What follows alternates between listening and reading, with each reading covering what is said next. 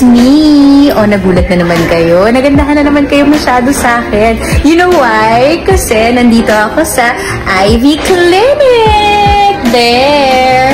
At simpleng-simple lang naman yung mga ginawa ko today. Ginawa ko lang yung Ivy Air, yung hyperbaric dome.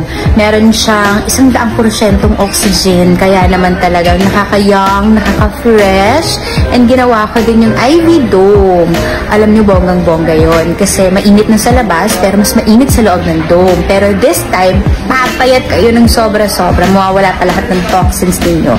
Ginagawa ko to para syempre, maalagaan natin ang health natin at para sa nalalapit na wedding! Are you excited? Yes. Yesterday, sobrang emotional ko. Naiwan kasi ako sa house mag-isa. Umuwi ng subig yung daughter ko. Kasi mag-isa ako. Nasa ako ulit ng house. Okay na ba siya? At so,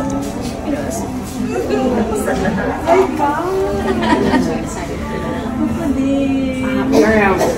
Nakabook na kami actually po. Yay! Yes, pinaayos na namin yung pabalik na. Pero I think meron na tayo, nakabook na rin kayo ng accommodation. Yes, nagawa na namin. Oo, diba? Alam mo naman, ganyan kakalakas sa amin. Talagang isang ano mo lang.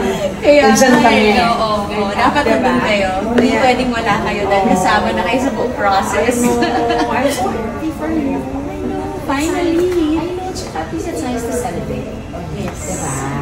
With the people who love you, diba? My gosh, edi ang ganda-ganda mo.